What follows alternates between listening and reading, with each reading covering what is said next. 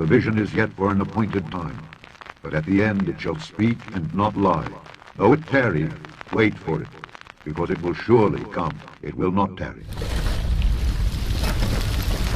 A few years ago, here on Redacted, we covered Sweden's bizarre microchip implanting story and their plan, which would have everyday citizens opting to have microchips implanted right into their bodies, right into their hands, the RFID or near-field communications chips, or NFC, basically the size of a grain of rice. And thousands of Swedes took the plunge. And since this story first published, many more thousands have taken the plunge. The idea is that the chips would speed up your users' daily life, make their lives more convenient, access their homes, office, gyms, just swipe it right on your door or keypad and you're right in there.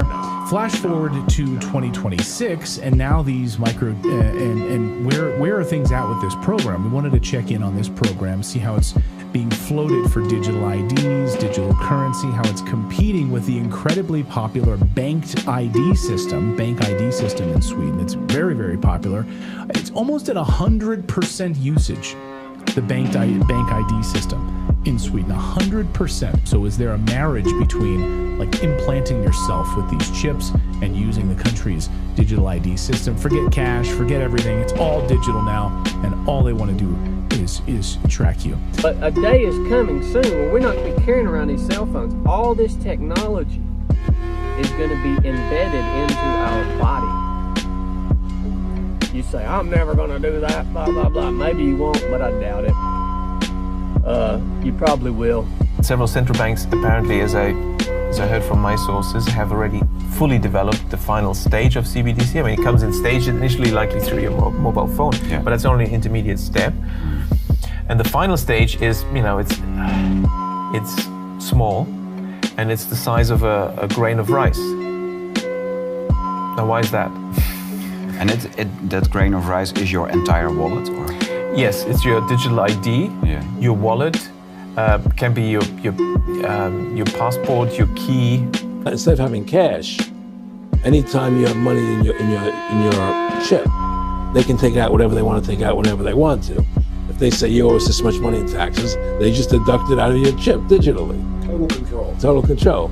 And if you're like me or you, and you're protesting what they're doing, they can just turn off your chip, and you have nothing. You can't buy food. You can't do anything. It's total control of the people. And that chip's connected to a database that has your purchasing records, what you do. Everything is in there. Embedded in his hand is a microchip that serves as his keys, his ID, and his wallet. We're about to abandon the traditional system of money and accounting and introduce a new one. And the new accounting is what we call blockchain. It means digital. It means having a almost perfect record of every single transaction that happens in the economy. The sovereign immunities of the BIS are now being extended globally through the very big banks. Now, what do I mean by very big banks? I'm talking about a cartel that wants to put a chip in our hands that will give them complete central control. This is the mark of the beast.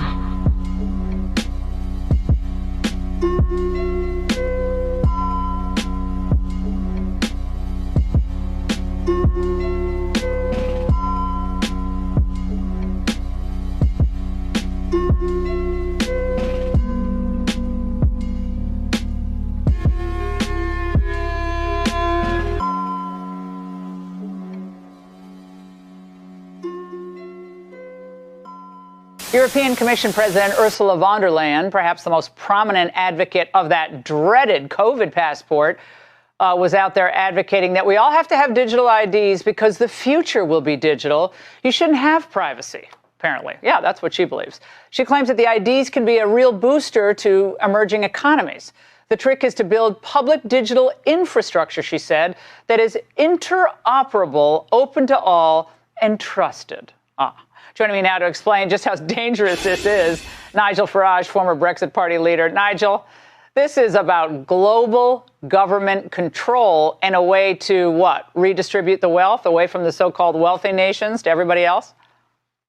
Well, it's about control, isn't it? I mean, this is the most glaring example we've ever seen from a prominent world leader.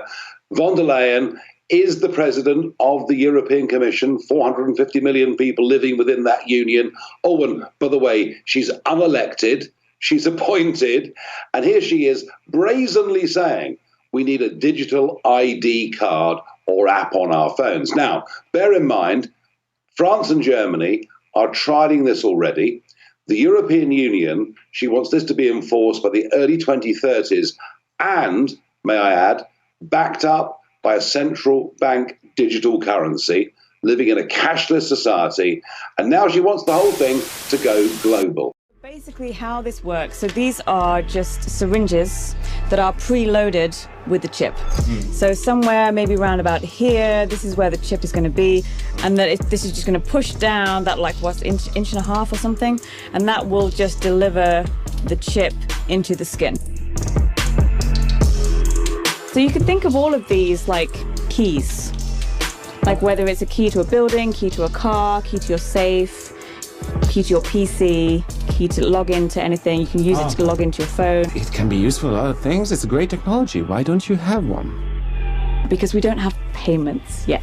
Oh. That is what we're waiting for. That's what I'm waiting for, because we're just not there yet. The issue isn't us. The issue isn't our technology. We could do it in a heartbeat. We could do it right now. The problem, it's the other side. The security protocols that they would have to go through to make a payment, for good reason. There are walls there. You can't just clone your card to another chip, and then if we could do that, we'd have big problems. So like, no cloning cards and other things for good reason. So the issue we have is getting banks on board.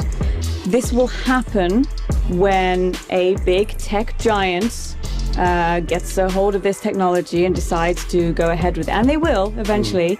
They already have that global infrastructure. Like you already have Google Pay, you already have Apple Pay, like they've already done this. So it would take someone like that to be interested in this technology and apply what they already have, and we could do it overnight.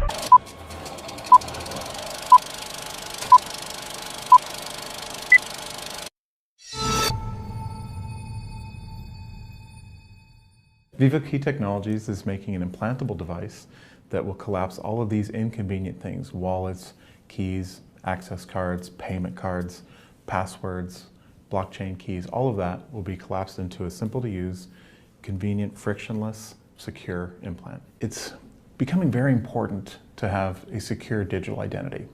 Your life online and through various services, be it even driver's licenses or passports or blockchain transactions, these things are becoming actually more important than your biological identity. Payments will be possible in the next 6 to 12 months. We're talking to major network providers right now in the different countries, and we have our identity platform prototype, which is finished. We're beginning integrations there as well. Next steps are going to be to finish negotiations with the banks and network providers and get payments working. Then continue expanding the identity platform and begin integration.